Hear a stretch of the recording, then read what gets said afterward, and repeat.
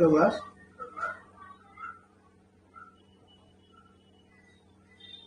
आज में कहां से स्टार्ट करना था? 93 से।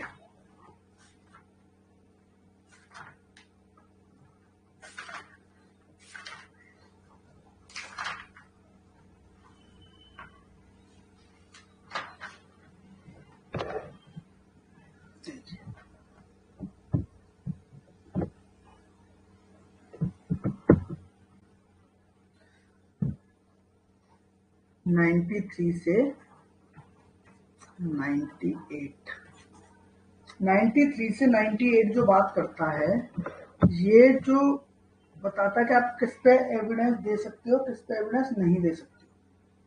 ठीक है, तो ये बताता है कि लेटेंट और पेटेंट इफेक्ट के, लेटेंट और पेटेंट इफेक्ट।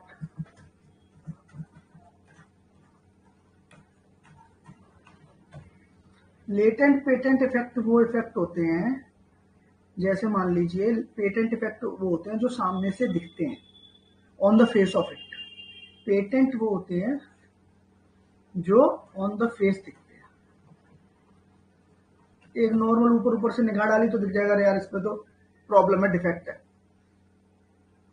और लेटेंट डिफेक्ट वो होते हैं जो ऊपर ऊपर से तो नहीं दिखते, बट आप अगर उसे डीपली अंडरस्टैंड करोगे, अंदर से देखोगे, पूरा वो समझोगे, क्रक्स निकालोगे उसका, तो आपको पता चलेगा इसमें कुछ डिफेक्ट है जो ऊपर से नहीं पता लगता, जो आपको बाद में अंदर से पता लगता है। जो on the face of it पता लग गया वो क्या है?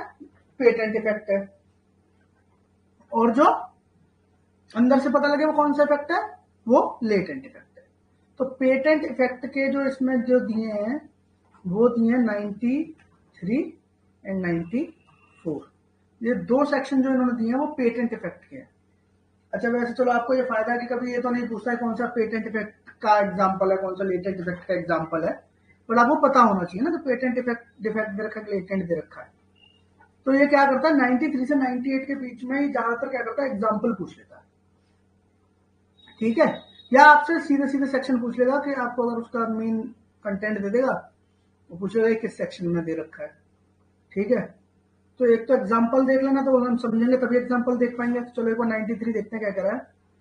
93 कह रहा है कि व्हेन द लैंग्वेज, 93 कह रहा है कि when the language used in a document is, तो जो डॉक्यूमेंट की लैंग्वेज जो है ऑन इट्स फेस, ये जो लिखा है ना ऑन इट्स फेस, यही लिखा है कि पेटेंट है। ऑन इट्स फेस एम्बिगुअस और डिफेक्टिव, तो संदिग्ध है या फिर उसमें कोई डिफेक्ट है, कोई उसमें खामी है। तो लैंग्वेज जो है वो ऊपर से देख के पता लग रहा है कि एम्बिगुअस लैंग्वेज है। ठीक है,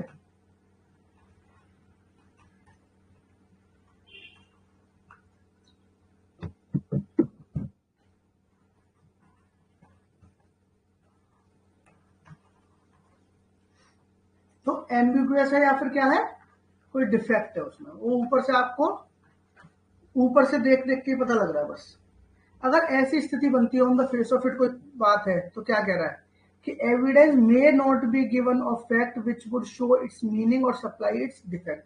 तो कह रहा है भैया इस एम्बिग्यूटी को हटाने के लिए, इसे क्लियर करने के लिए, डिफेक्ट को मिटाने के लिए आप कोई एविडेंस नहीं दे सकते। आपने अगर कॉन्ट्रैक्ट एक्ट पढ़ा तो उसका 29 भी कुछ ऐसा ही है ना, ये 93 29 जैसा ही है। देखो इसका एग्जाम्पल देखोगे आप, कह रहा है A agrees in writing to sell a horse to be for ₹1000 और 1500। कह रहा है घोड़ा बेचने को तैयार है, या तो 1000 रुपए में बेचेगा या 1500 में बेचेगा। अब इसमें ये नहीं पता लग रहा कि ये भाई साहब 1000 रुपए में बेचना चाहते हैं या 15 रुपए में बेचना चाहते हैं। और ये कोई भी आप मान लीजिए वो दे दीजिए, तो ये एम्बिग्यूटी है ना, ये संदिग्धता है, on the face of it आपको दिख रही है, तो ये पेटेंट इफेक्ट है। और इसमें क्या होगा कि आप एविडेंस नहीं दे पाओगे कि आप 1000 में बेचना चाहते थे या 1500 में बेचना चाहते थे। तो आपसे ये एग्जांपल पूछ लेता है, बड़ा इजी सा एग्जांपल है, काम भी आता है। ठीक है, एक चीज तो ये होगी। 93 94 कह रहा है कि देखो when language used in a document is plain itself, ऊपर क्या थी, डिफेक्टिव थी, एम्बिगुअस थी 93 में। नीचे आगे कह रहा है कि लैंग्वेज जो है वो प्लेन है एकदम, 94 में कह रहा है लैंग्वेज जो है वो कैसी है, वो एकदम प्लेन है। And when it applies accurately to existing fact, language भी प्लेन है और फैक्ट पर जो एग्जिस्टिंग फैक्ट है उन पर एक्यूरेटली अप्लाई भी हो रही है, मतलब जो कहा गया है वो दिख भी रहा है सामने। ऐसे समझो आप कि जो डॉक्यूमेंट में लिखा है वो दिख भी रहा है सामने कि हाँ ठीक है, सामने फैक्ट भी वही है, चीज भी वही है और कह भी वही रहे थे भाई सब। ये जब एक बार बताओ सब कुछ क्लियर ही है, लैंग्वेज भी प्लेन है, फैक्ट में एक्यूरेटली फिट बैठ रहा है, तो आपको एविडेंस देने की जरूरत क्या है? तो कह रहा है कि आप एविडेंस नहीं दे पाओगे। आगे देखो क्या कह रहा है, कह रहा है evidence may not be given to show that it was not meant to apply to such fact. अब आप एविडेंस नहीं दे सकते, कह रहे ये तो उस फैक्ट की बात होना कर रहे थे हम। तो ये इस तरीके से आप देखो, इसका एग्जाम्पल भी देखो, इसका एग्जाम्पल पूछता है, कह रहा है A says to be by deed my estate at Rampur containing 100 bigha. कह रहा है कि भैया रामपुर में मेरी ना एक 100 बीघा जमीन है, वो बेच दूंगा मैं आपको। अब उसकी स्टेट रामपुर में भी है और 100 बीघा भी है। अब ये होता लैंग्वेज जो डॉक्यूमेंट लिखी है वो एग्जिस्टिंग फैक्ट में रामपुर में जाकर देखा तो हाँ भैया इनकी प्रॉपर्टी है भी और 100 बीघा प्रॉपर्टी भी है। तो अब तुम ये कहते नहीं ये तो इसकी नहीं बात कर रहे थे, हम तो फलाने की बात कर रहे थे। अरे अब वहां फलाना क्या करेगा? जब आपने जो नॉर्मल बात कही है वो नॉर्मल हमें मिल रही है तो हम तो लगे अब इसमें कुछ एक्स्ट्रा ढूंढने। तो 93 94 कहता है, 93 कह रहा है कि एम्बिग्यूटी है तो आप नहीं दे सकते, 94 कह रहा है प्लेन है तो नहीं दे सकते। तो अगर मान लो कोई पेटेंट डिफेक्ट हो, ऐसा डिफेक्ट जो ऑन इट्स फेस दिखाई देता हो, तो फिर आप उसमें एविडेंस नहीं दे सकते। लेटेंट में दे सकते हो, देखो 94 से लेके 98 तक देखो आप, इसमें आप 94 बोल रहा हूँ, 95 से लेके 98 देखो, इसमें दे सकते हो। तो अब देखते हैं 94 हमने पढ़ा था, क्या पढ़ा था? 94 में हमने पढ़ा था कि उसकी लैंग्वेज कैसी है, प्लेन है ना, और एग्जिस्टिंग फैक्ट पर एक्यूरेटली फिट हो रही थी, यही हमने पढ़ा था। अब 95 कहता है कि देखो लैंग्वेज तो प्लेन है, 95 आप देखोगे तो उसमें भी लैंग्वेज प्लेन है, मगर क्या कह रहा है कि एग्जिस्टिंग फैक्ट पर फिट नहीं बैठे। अब देखो कह रहा well language used in document is plain in itself, बात तो वही है, लैंग्वेज तो प्लेन है 95 में भी। कह रहा but is unmeaning in reference to existing fact, मगर क्या कह रहा है कि अनमीनिंग कर रहा है। अब हम जाके जब हमने वहां देखा, सपोज रामपुर वाले को भी अगर आप ले लो एग्जाम्पल को, तो रामपुर में देखा वहां तो यार है ही नहीं, उसकी 100 बीघा जमीन रामपुर में है ही नहीं, अब क्या करें? तो अगर लैंग्वेज प्लेन है मगर अनमीनिंग कर रही है किसको, एग्जिस्टिंग फैक्ट को, तो आप क्या कर सकते हो, आप एविडेंस दे सकते हो, आप लेटेंट में दे सकते हो। तो कह रहा है evidence may be given to show that it was used in a peculiar sense, तो आप एविडेंस दे सकते हो भैया इसका सेंस जो था ना ये था, ये वाला नहीं, तो लेटेंट है इसलिए आप दे सकते हो। तो जब डॉक्यूमेंट पढ़ोगे तब तो कुछ पता नहीं लग रहा, जाके जगह देखी तो वहां है नहीं, अब क्या करें? तो कह रहा है कि आप एविडेंस दे दो कि इस सेंस में हमने यूज करी थी। और इसका एग्जांपल भी देख लो, पूछता है, इसके सारे एग्जांपल इंपॉर्टेंट है, कहीं ना कहीं से कुछ ना कुछ एक क्वेश्चन जरूर बना देगा एविडेंस का। कह रहा है A says to be by deed my house in Calcutta, तो डीड में उसे लिखा है कि मेरा घर जो कलकत्ता में, मैं वो बेच लूंगा। अब देखो A has no house in Calcutta, उसका घर तो है नहीं कैलकाटा में, but it appears that he has a house at Howrah. अब कैलकाटा में नहीं है मगर हावड़ा में है, ठीक है, of which B had been in possession since the execution, और जो हावड़ा मकान है जो उसमें बी पोजेशन में चला गया। अब देखो ए ने बी के साथ ये डीड करी थी कि मैं कैलकाटा वाला मकान बी को बेचूंगा, मगर ए के पास क्या है, कैलकाटा में कोई मकान नहीं है, और बी ने भी कौन सा वाले में पोजेशन लिया है, हावड़ा वाले में पोजेशन लिया है। तो फिर आप क्या कर सकते हो, ये एविडेंस दे सकते हो, ये फैक्ट ये एविडेंस दे सकते हो कि ये जो डीड में हम बात करते हैं कैलकाटा वाले हाउस की बात नहीं कर रहे थे, हम तो हावड़ा वाले ही हाउस की बात कर रहे थे। समझ भाई 95 अनमीनिंग कर रहा है। एक एक वर्ड पकड़ो, 93 में क्या एम्बिग्यूटी है, 90 पे क्या कर रहा है, प्लेन है और एक्यूरेटली उसे फिट बैठ रहा है, 95 पे प्लेन है मगर एक्यूरेटली फिट नहीं बैठ रहा है। ऐसे याद करो आप, बिल्कुल एक उसमें सीक्वेंस में चले जाना। 96 97 बहुत इंपॉर्टेंट है और बड़े ही बढ़िया भी है। एग्जाम्पल जहां तक जो पूछता है, चलो 96 97 वाला ही पूछता है। कह रहा है कि when the facts are such that the language used might have been meant to apply to anyone, कह रहा लैंग्वेज इस तरीके से यूज करी गई है किसी एक पर, किसी एक पर वो अप्लाई होगी, किसी एक की बात कर रहे थे वो, है ना, जो लैंग्वेज डॉक्यूमेंट में यूज करी आपने। And could not have been mean to apply to more than one, और एक बात और है कि किसी एक पे होगी और एक से ज्यादा पर होगी भी नहीं, एक से ज्यादा पर होगी भी नहीं, ठीक है।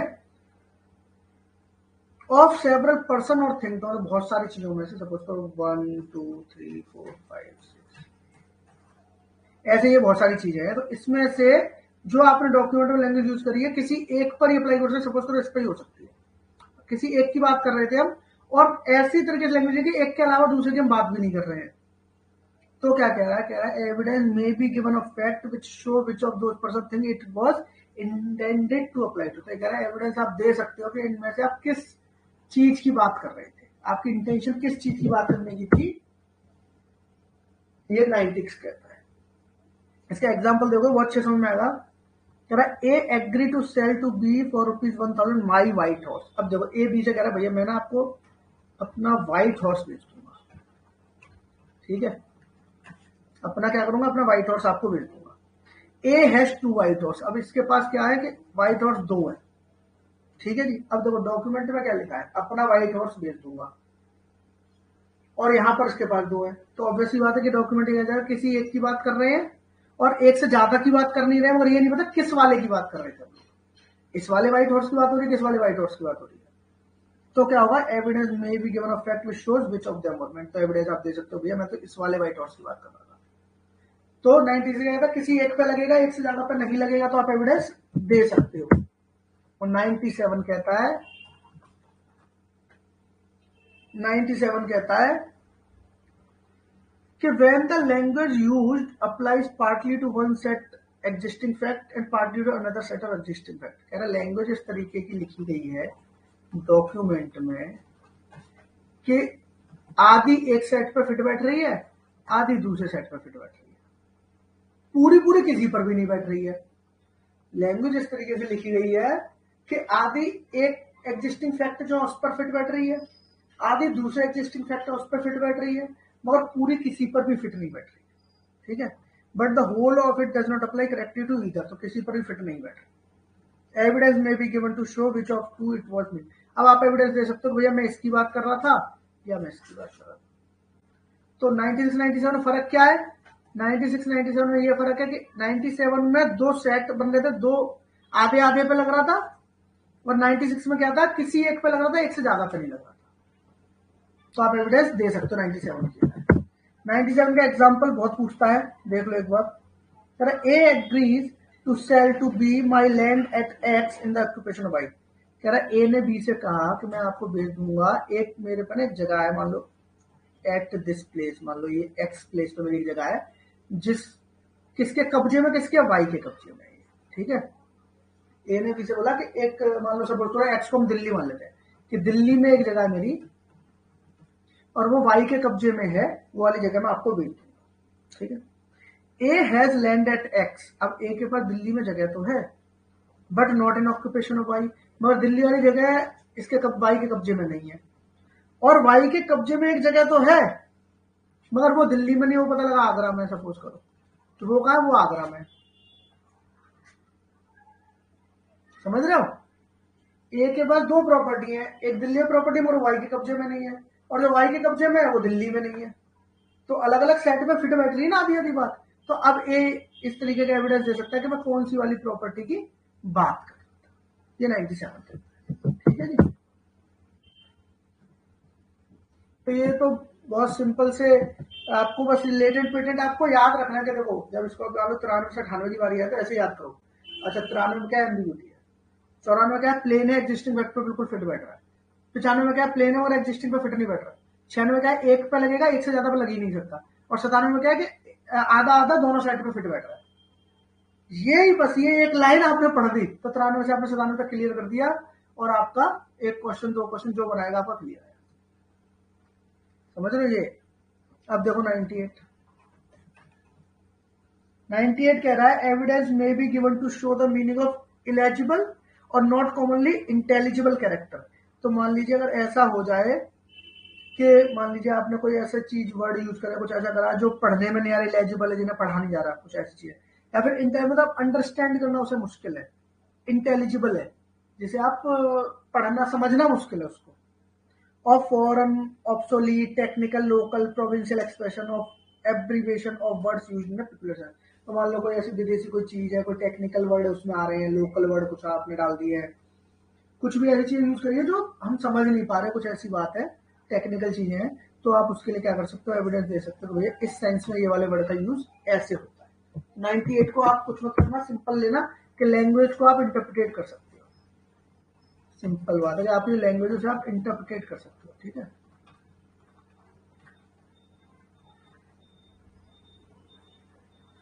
इंटरप्रिटेट कर सकते हो, ठीक है। 98 में क्या, लैंग्वेज का इंटरप्रिटेशन। 93 में क्या था कि एम्बिग्युइटी है कहीं पर। 94 में क्या, प्लेन प्लेन। 95 में क्या, प्लेन है मगर फिट नहीं बैठ रहा एग्जिस्टिंग पर। 96 में क्या, एक पे लगेगा, एक से ज्यादा पे लगेगा। 97 में दो आधी आधी जगह पूरा पूरा लग रहा है, आधी आधी जगह पे लग रहा है, तो उसे बता दो इस पे पूरा लग रहा है। 98 में क्या, लैंग्वेज का इंटरप्रिटेशन बना, खत्म हो गया आपका ये। इतने से ही मार दोगे आप सारा,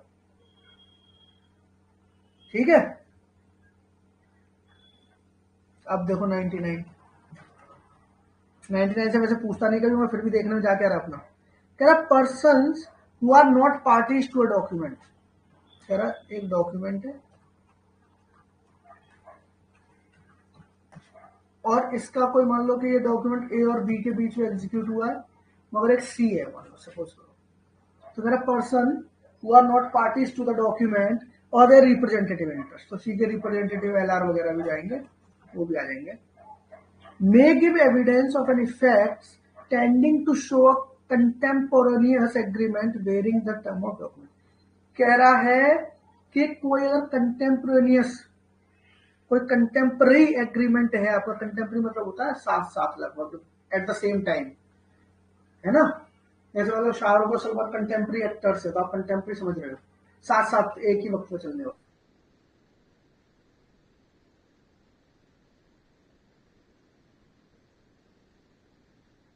ये कह रहा है कि कोई थर्ड पर्सन है, ठीक है, जो पार्टी का नहीं है, वो भी एविडेंस दे सकता है, कोई कंटेम्परस कोई एग्रीमेंट हुआ हो जिससे कि डॉक्यूमेंट की शर्तें में कुछ वेरिएशन आया हो,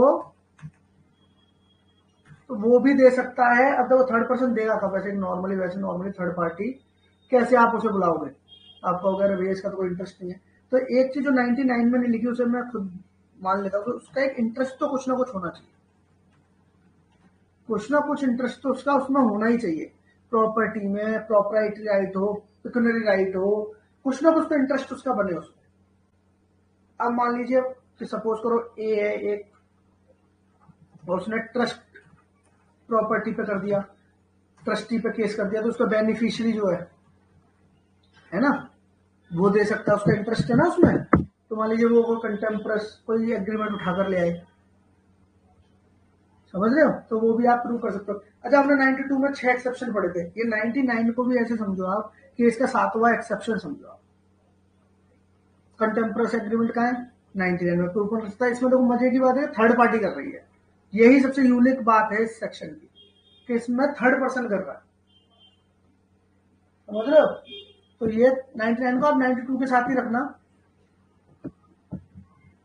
ये मान के चलना कि इसका 7वां एक्सेप्शन मान लो, 100 इंपॉर्टेंट नहीं है, ठीक है। अब आ जाओ जी बर्डन ऑफ प्रूफ पर। बर्डन ऑफ प्रूफ 101 से जाओगे आप और 112 तक जाओ, ठीक है। बर्डन ऑफ प्रूफ में मेंस के पर्पज से थोड़ा कॉन्सेप्चुअल पढ़ना पड़ता है, पीटी के पर्पज से you have to learn, you have to know कि किस सेक्शन में क्या क्या चीज दी हुई है। तो वेरी फर्स्ट थिंग आपको ये पता होना बहुत, ठीक है। बहुत बेसिक क्वेश्चन आता है 100 लेके 112 तक, कुछ भी टेक्निकल ज्यादा पूछने की कोशिश वो करता नहीं, बिल्कुल ये भी पूछ रहा है ये कहाँ है, ये कहाँ है, ये कहाँ है, ये कहाँ है, बिल्कुल डायरेक्ट से उठाएगा, कुछ भी टेक्निकल नहीं उठाता ये। अब देखो आप जैसे इसका 101 देखो, 101 क्या है, बर्डन ऑफ प्रूफ चैप्टर का क्या है। बर्डन ऑफ प्रूफ से मतलब समझ लो पहले, चलो थोड़ा सा ओवरव्यू दे ही देता हूँ। बर्डन ऑफ प्रूफ का मतलब ये है कि कौन किसी फैक्ट, मान लो एक फैक्ट है, तो या तो मान लीजिए दो पार्टीज होती हैं किसी भी केस में, सिविल में प्लेंटिफ है, डिफेंडेंट है, क्रिमिनल में मान लीजिए प्रोसिक्यूशन कर रहा है और जो अक्यूज वगैरह, वो दो पार्टीज होती हैं।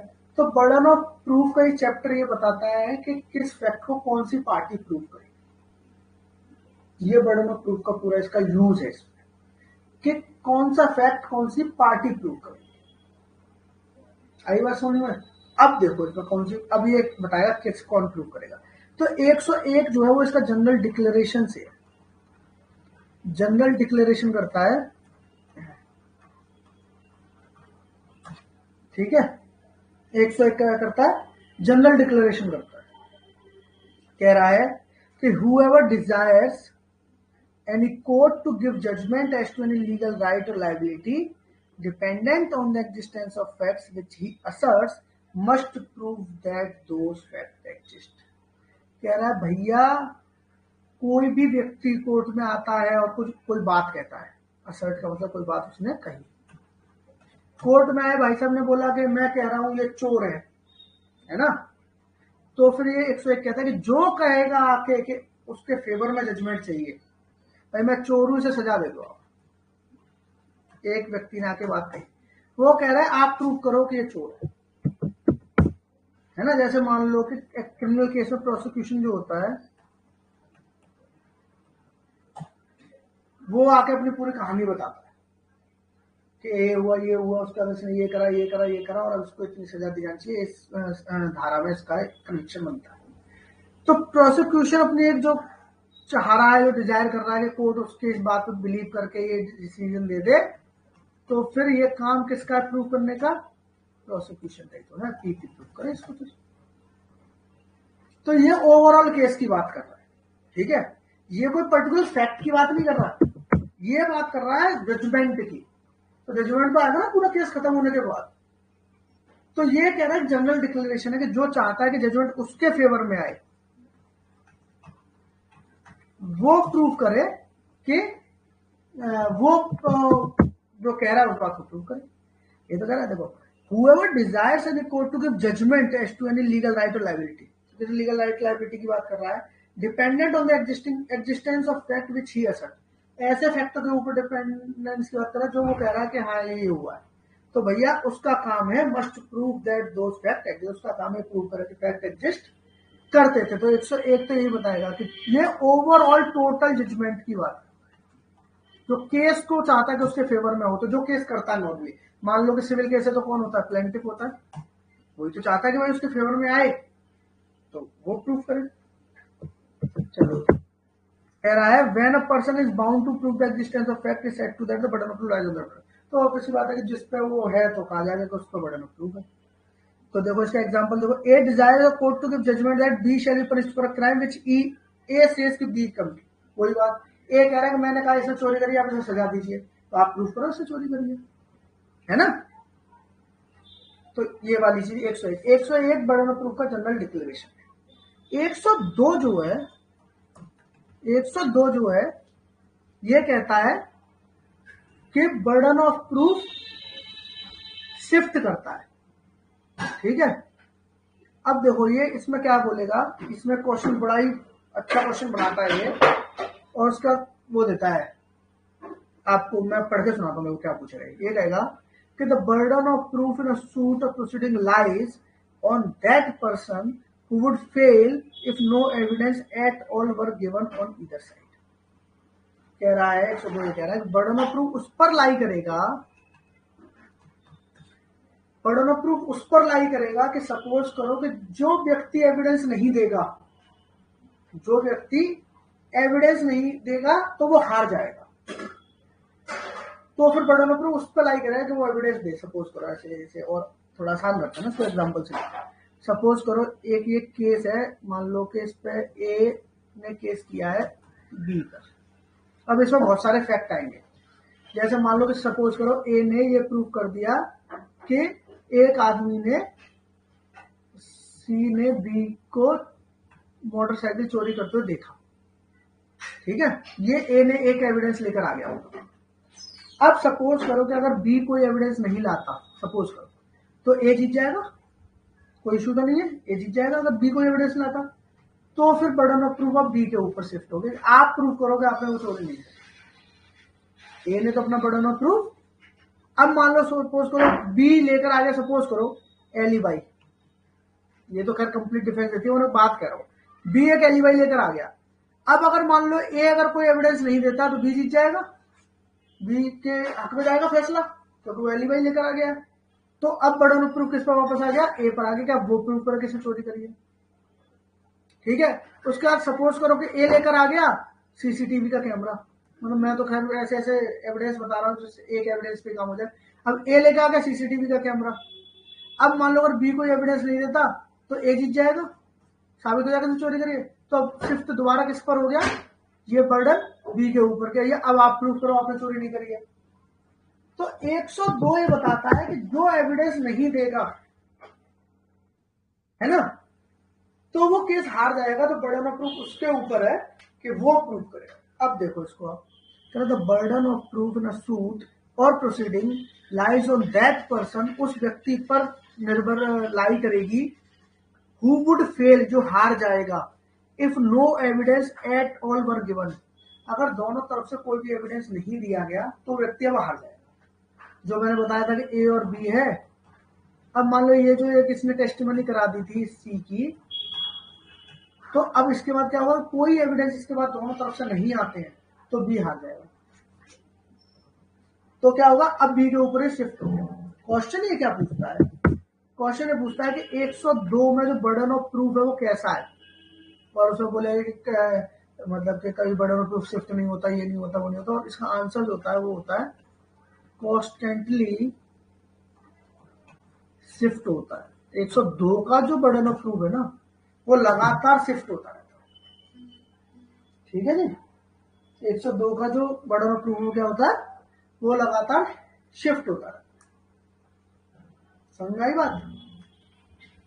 तो ये इसमें क्या है इंपॉर्टेंट,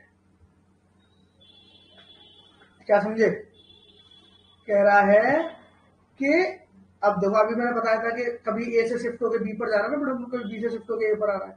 तो क्वेश्चन 102 से यही पूछता हूँ कि 102 का जो बर्डन ऑफ प्रूफ हो कैसे नेचर का है। तो ये हमेशा याद रखना कि 102 का जो था वो लगातार शिफ्ट होता रहता है, एक के ऊपर से दूसरे, दूसरे से ऊपर से पहले। देखो अब इसमें जो वो दे रहा है, कह रहा ए ने बी पे शू किया है for land of which B is possession, A ने एक लैंड के लिए किया है और बी इसमें क्या पोजेशन में, ठीक है, and which A assert was left to A by the will of C, B's father.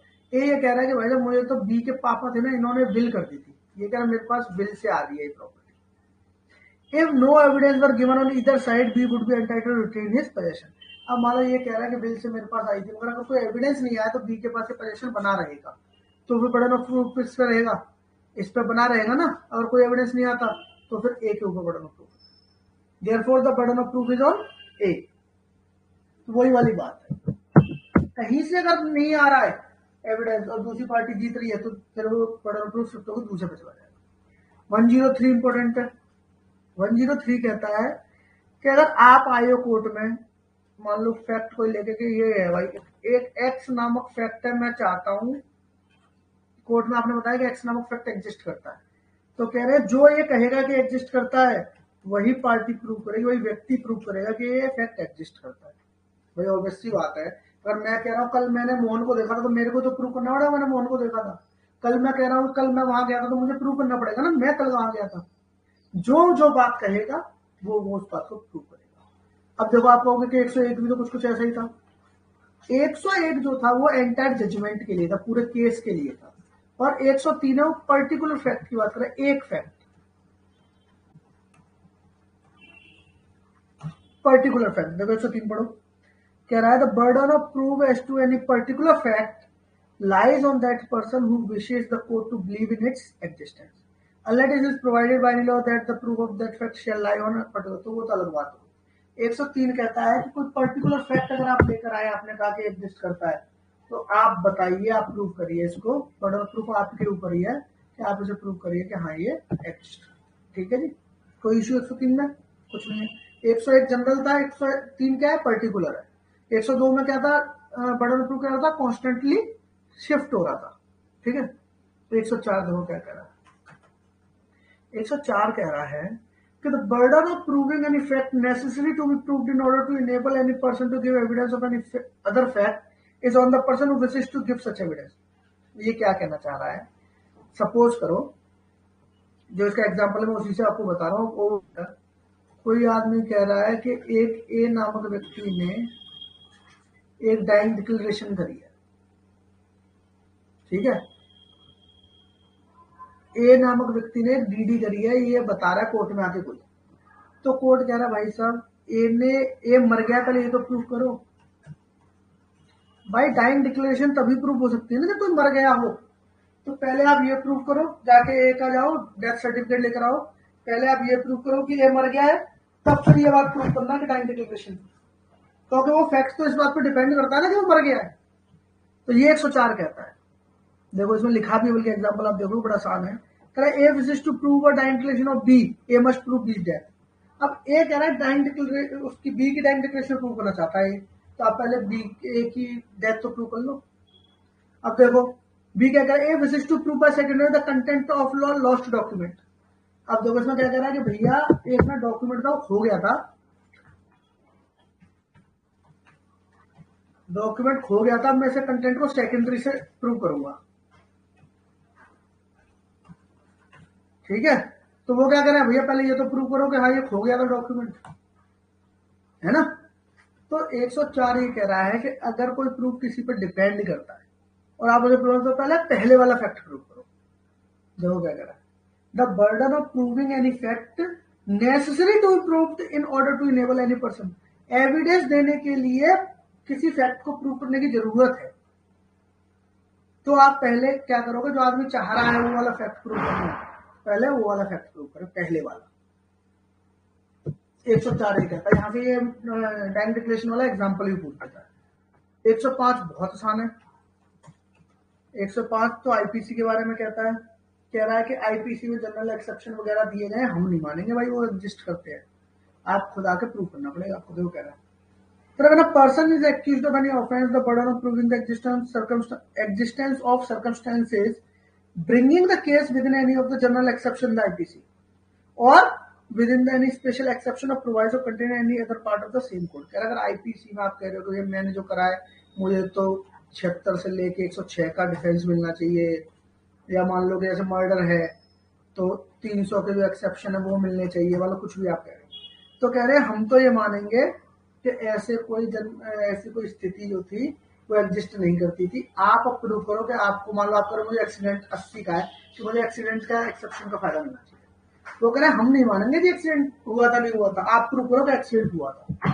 105 को तो बिल्कुल ऐसे याद रख लो कि आईपीसी से रिलेटेड है ये 105, कोर्ट मान के चलेगा कि ऐसा कोई वो नहीं थी, सर्कमस्टेंस ऐसे थे ही नहीं, आप प्रूव करो कि ऐसे सर्कमस्टेंस थे। तो यहाँ से 105 से ऐसे डायरेक्ट क्वेश्चन पूछेगा आपसे कि मतलब के ऐसे सर्कमस्टेंस को प्रूव करने के लिए कहाँ पर जनरल एक्सेप्शन के बारे में 105 में है। अच्छा कोई अगर मान लो कि डीडी को प्रूव करना चाहता है तो उसकी डेथ प्रूव करने की कहाँ दिया 104 में, पर्टिकुलर फैक्ट प्रूव करना कहाँ दिया 103 में। 106 क्या कह रहा है, देखो ये बहुत पूछता है। 106 कह रहा है कि when any fact is specially with in the knowledge of any person, कोई फैक्ट जो है वो स्पेशली किसी व्यक्ति की नॉलेज में है, ठीक है, तो उसी व्यक्ति पर तो वो आ जाएगा भाई, तो आप ही तो प्रूव करो, आपकी नॉलेज में आप प्रूव करो, बहुत कॉमन सेंस की बात है। एक तो चीज ये बात पूछ देगा किस सेक्शन में है नॉलेज, किसी भी फैक्ट में है तो, और इसका एक एग्जांपल है तो इसको बड़ा ही पसंद है ये वाला बी आप देखोगे इसका एग्जांपल, कह रहा A charged with travelling on a railway without a ticket, A पर चार्ज लगा विदाउट टिकट ट्रेवल कर रहे थे रेल में, ठीक है। The burden of proving that he had a ticket is on him, अब मान लो मेरे पर टिकट था तो आप ही प्रूव करें, तो आपकी पर्सनल नॉलेज में थी बात, आप प्रूव करोगे आपके पास टिकट था। 106 सिंपल है, ये पूछता है 106 का ये वाला एग्जांपल, 106 इंपॉर्टेंट है। 107 108 देखो, 107 क्या कह रहा है कि जब ये क्वेश्चन उठेगा कि बंदा जिंदा या मर गया, जब ये क्वेश्चन अगर उठ गया and it is shown that he was alive with in 30 year, और ये अगर किसी बात से दिखता है कि बंदा 30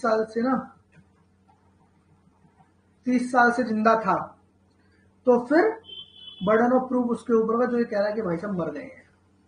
क्वेश्चन अगर ये होता है 107 में कि बंदा जिंदा है या मर गया है, और मान लो 15 साल पहले की एक फोटो ले आया पार्टी में, तो ये दिख गया कि हाँ ये 30, कोई भी 30 साल के किसी भी एक बहुत बड़े पीरियड में आप लेकर आए कि हाँ ये बंदा जिंदा था, तो फिर जो कह रहा है ना मर गया भैया ये तो जिंदा ही नहीं है, तो वो प्रूफ करें कि भाई साहब मर गए। और 108 इसका उल्टा कह रहा है। 108 कह रहा है कि अगर किसी ने ये बता दिया कि 7 साल से भाई साहब मिले नहीं है, ये नहीं है, वो नहीं है, तो इसमें 7 ईयर की बात कर रहा है। देखो 108 क्या कह रहा है, प्रोवाइडेड दैट, तो इसी का 107 का प्रोवाइज हो गया, provided that when the question is whether man is alive और डेड, और ये क्वेश्चन उठ गया कि आदमी जिंदा है या मर गया है, and it is proved that he has not been heard of for 7 years by those who would naturally have heard of him। तो जो लोग उससे मिलते जुलते रिश्तेदार हैं, घर वाले हैं, उन लोगों ने 7 साल से देखा नहीं, पता नहीं उस आदमी का कोई पता नहीं, तो फिर किसके ऊपर बर्डन ऑफ प्रूफ शिफ्ट हो जाएगा, जो कह रहा है कि भाई साहब वो जिंदा है। ठीक है, जो कह रहे हैं भाई साहब वो जिंदा है। देखो 107 कहता है पहले जिंदगी, देखो पहले जिंदगी उसके बाद मौत, है कि नहीं, पहले जिंदगी उसके बाद मौत। आईपीसी में भी ऐसा ही है, जब आप वो पढ़ते हो डेफिनेशन, पहले लाइफ आती है फिर डेथ आती है, ऐसे यहाँ पर भी में पहले जिंदगी है फिर मौत है। तो कई बार ये याद नहीं आता कि 107 में 30 साल जिंदा रहने वाली बात थी कि 108 में थी, तो पहले जिंदगी आएगी तभी तो मरोगे, याद कर लो इसे। तो किसी ने अगर बता दिया कि 30 साल में कहीं भी प्रूफ कर दिया आपने, तो फिर जो कह रहा मर गया उसके ऊपर शिफ्ट हो जाएगा। और 108 में अगर किसी ने यह बता दिया कि 7 साल से तो भाई साहब दिखे ही नहीं है, तो प्रिजम्पशन तो कोर्ट का इस तरफ जाने लगता है ना कि 7 साल से दिखे नहीं, हो सकता मर ही गए हो। तो अब जो कह रहे हैं कि वो जिंदा है वो प्रूफ करे कौन जिंदा है। 108 सिंपल सी बात है। अब 109, 110, 111 देखो। 109 कहता है आपसे कि when the question is whether persons are partners, landlord और tenant of principal and agent, जब ये कहीं क्वेश्चन उठ जाए कि भाई साहब वो पार्टनर थे कि नहीं थे, है ना, या फिर मान लो कि वो लैंडलॉर्ड और टेनेंट थे कि नहीं थे, या फिर उठ जाए वो प्रिंसिपल एंड एजेंट थे कि नहीं थे, ये क्वेश्चन उठा गया है सपोज करो,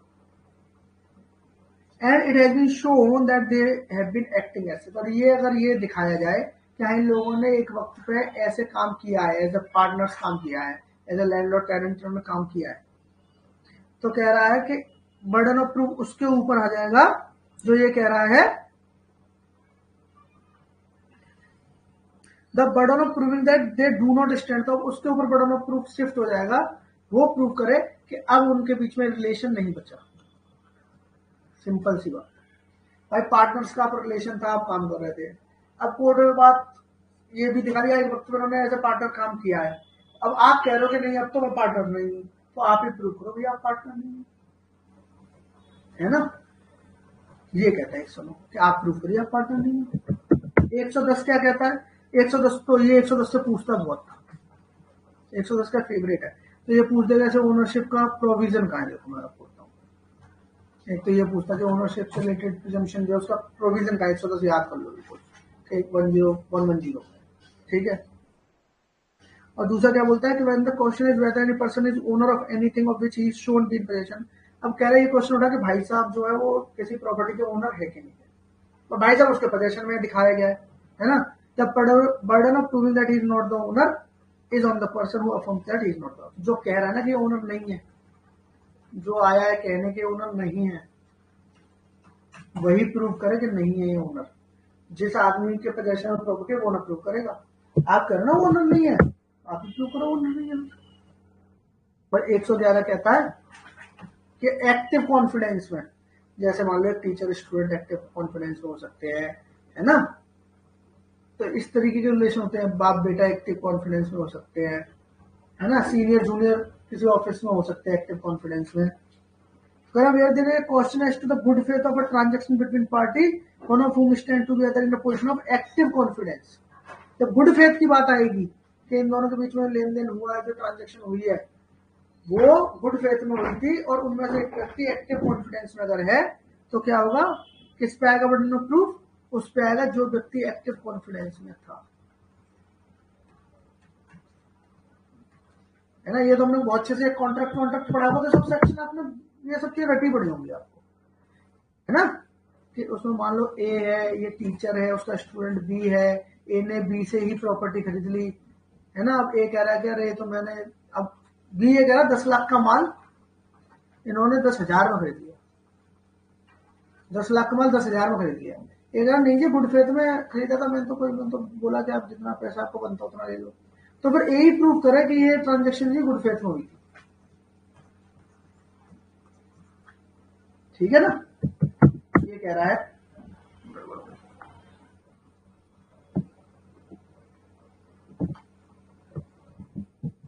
ये कह रहा है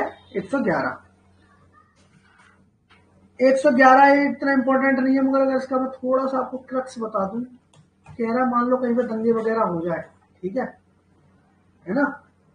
तो फिर क्या होता है कि जैसे मान लो कोई एरिया में दंगे वंगे हो गए और वहां पर जो फोर्स आती है, तो वहां पर जो पकड़ा जाएगा, मान लो सपोज करो, तो ये वो कोर्ट मान लेगी कि इस व्यक्ति ने काम किया, वो प्रूव करे कि मैंने ये नहीं करा, मैं इसमें शामिल नहीं था। जैसे मान लो कि कोई अनलॉफुल असेंबली है, 50-100 लोग दंगा कर रहे हैं, अब वहां पर पुलिस आई, तो वहां पर कोई एक अननोन बंदा जो घूमता हुआ निकल रहा था, उसने कहा यहाँ क्या हो गया, लाओ देख ही लेता हूँ कि यहाँ क्या हुआ है। वो भाई साहब देखने गए, उन्होंने उन्हीं को पकड़ लिया, वो कहा नहीं मैंने तो करा ही नहीं है। वो कहना भाई साहब यहाँ पर हो रहा था दंगा, अब आप आगे कह रहे हो मैंने करा नहीं है, तो आप ही प्रूव करो कि आपने नहीं करा, ठीक है। तो ऐसा मान लो कोई डिस्टर्ब एरिया वगैरह है, फलाना ढिमकाना, तो उसमें आके आपको खुद प्रूव करना पड़ेगा। वैसे 111 जैसे पूछता नहीं है, और बाई चांस पूछ रहा, थोड़ा बहुत पता होना चाहिए कि पकड़ लेती है आगे मिलिट्री, फिर आप ही देख लेना। 112 इंपॉर्टेंट है, मेंस पर्पज से ज्यादा हो सकता है, पीटी के पर्पज से इसमें 2 लाइन ज्यादा इंपॉर्टेंट है। एक तो पहली के 112 का जो वो है प्रिजम्पशन, वो कंक्लूसिव है, जो हमने सेक्शन 4 में पढ़ा था। एक फैक्ट प्रूव हो गया, दूसरा अपने आप मान लेगी और आपको एविडेंस भी ना देने देगी, है ना। तो इसमें एक फैक्ट अगर ये प्रूव हो गया कि एग्जिस्टिंग मैरिज चल रही थी, या शादी के 280 दिन के अंदर कोई बच्चा हुआ, तो मान लेंगे क्या है बच्चा लेजिटिमेट है। कंक्लूसिव प्रूव है आपको, फिर उसका ये भी ना प्रूव करने देंगे कि लेजिटिमेट नहीं है आपका बच्चा। या सपोज करो 112 की लाइन में इस तरीके से समझ में आएगी, ए और बी की शादी हुई 10 फेब को, और बी के बच्चा हो गया 10 अप्रैल को, 2 महीने बाद करेक्ट बी ने बच्चों को डिलीवर किया। अब ए कह रहा है ये बच्चा तो मेरा है ही नहीं, और ये इस फैक्ट से आपको समझ होगा कि 2 महीने बच्चा को तो उसका है भी नहीं, सपोज करो। मगर कोर्ट क्या कह रहा है, चल अभी शादी चल रही है ना आपकी, एग्जिस्ट कर रही है ना, उसके दौरान बच्चा पैदा हुआ है, तो हम ये मान लेंगे कि ए का लेजिटिमेट बच्चा है, वैध बच्चा है, और इसको आप प्रूव भी नहीं कर सकते कि मेरा वैध बच्चा नहीं है ये 112 कहता है। देखो कहता था fact that any person was born during the continuous of a valid marriage, तो वैलिड मैरिज के चलते हुए बच्चा पैदा हुआ between his mother and any man, तो माँ और बाप के बीच में, ठीक है, और विद इन 280 डेज, और या फिर मतलब क्या हो कि डाइवोर्स अगर हो गया सपोज करो, तो उसके 280 दिन के अंदर अगर कोई बच्चा हो गया, ठीक है, after it's dissolution the mother remaining unmarried, और मदर अगर रिमेन करती है, मदर की शादी नहीं हुई है, डीमैरिज उसने नहीं करी, अनमैरिड है भी, और शादी कर लेगी तो दूसरे वाले पति के उसमें चला जाएगा ना वो, कि वो during the continuation of marriage में चला जाएगा वो पहले वाले पार्ट में। तो अगर अनमैरिड है तो 280 दिन के अंदर शैल बी कंक्लूसिव प्रूफ, ये आ गया कि कंक्लूसिव प्रूफ होगा that he is the legitimate son of that man. तो ये तो हो गया कि इसका कंक्लूसिव प्रूफ कि इसका लेजिटिमेट बच्चा है। अनलेस, अब इसमें एक्सेप्शन भी इसने दिया है, unless it can be shown that the parties to the marriage had no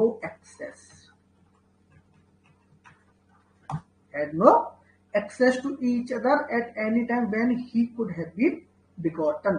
तो ये कहना चाह रहे हैं कि अगर सिर्फ ये आपको मैं टाइम दे रहा हूँ, ये मौका दे रहा हूँ कि आप ये प्रूव कर पाओ कि ए और बी के बीच में कभी भी ऐसी कोई मुलाकात नहीं हुई, कोई ऐसा एक्सेस नहीं था एक दूसरे को कि जब बी प्रेग्नेंट हो पाए, मान लो ए ये साबित कर दे कि मैं तो 1 साल से विदेश में था, अब भाई मैं रह रहा था अमेरिका में, ये रह रही है इंडिया में, तो मेरा एक्सेस ही नहीं था कि प्रेग्नेंट होता। सब कुछ कर रहे हो, समझ रहे हो? ये है क्या आप ऐसा एक्सेस अगर आप दिखा दो कि मैं एक्सेस ही नहीं कर पा रहा था इसको, तो फिर क्या होगा, आप इसमें प्रूफ कर सकते हो। ये तो 112 बड़ा ही चल रहा था। इसमें फिर आया एक नया खेल कि डीएनए आया, साइंस आई तो डीएनए आया। तो सवाल ये आता है कि क्या 112 कंक्लूसिव प्रूफ को ओवरराइड कर जाएगा डीएनए? तो क्या हुआ, एक केस आया बड़वाइक वर्सेस बड़वाइक, ठीक है, बड़वाइक वर्सेस बड़वाइक, ठीक है जी। ये 2014 का केस था सुप्रीम कोर्ट का। इसमें कहा गया कि डीएनए क्योंकि बड़ा ही एक्यूरेट होता है, साइंस बहुत हमने तरक्की कर ली है, तो अगर डीएनए में अगर किसी को उल्टा आता है तो 112 के प्रिजम्पशन को, कंक्लूसिव प्रूफ को भी ओवरराइड कर जाएगा, ठीक है। ये बड़वाई वर्सेस बड़वाई याद रखना, इंपॉर्टेंट केस है 112 के लिए, ठीक है। समझ में आई बात आपको? ठीक है, समझ में आ रही, अच्छी है। तो 112 में क्वेश्चन क्या बनाएगा? 112 में यही क्वेश्चन बनाएगा कि एक तो कंटिन्यूएंस ऑफ वैलिड मैरिज पकड़ लो और दूसरा 280 दिन अनमैरिड रहती होगी, तो पूछ लेगा क्या होगा, तो ये कंक्लूसिव प्रूफ होगा कि उसका बच्चा है, ठीक है। और तीसरी बात क्या पकड़ लो कि एक्सेस वाला एक्सेप्शन पकड़ लो, तो अगर वो ये प्रूफ कर दे तुम्हारा एक्सेस नहीं था तो उसका काम हो जाएगा, बच जाएगा वो। और इसको अब डीएनए इसको ओवरराइड कर जाता है, ठीक है, कंक्लूसिव प्रूफ को भी रिवर्ट कर देगा, और ये बड़वाइक वर्सेस बड़वाइक में कहा गया है। इसका पूरा केस का नाम था नंदलाल वासुदेव बड़वाइक वर्सेस लता नंदलाल बड़वाइक। 112 खत्म हो गया। 113 100 ये आप आ जाओ, 113 ए, 113 बी, 114 114 ए, देखो 113 ए, 113 बी, 104 114 ए, ये प्रिजम्पशन की बात कर रहे हैं, जैसे 112 प्रिजम्पशन की बात कर रहा था। एक चीज तो इसमें अच्छी बात ये है कि मैंने जैसे याद कर रखा है, इसमें पहले तो ये बताओ किसमें मे प्रिज्यूम है, किसमें शैल प्रिज्यूम है। तो देखो मे शैल, मे शैल, मे शैल, मे शैल। 113 से अगर आप पकड़ोगे तो ए बी 114 में मे शैल चल रहा है, ठीक है। मैं तो हमेशा ऐसे याद रखता हूँ इसको, 113 में क्या मे, 113 बी में क्या फिर मे फिर शैल।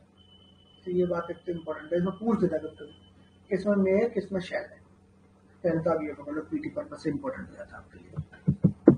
इसके बाद आपसे क्या पूछता है कि 113 ए 113 बी जो है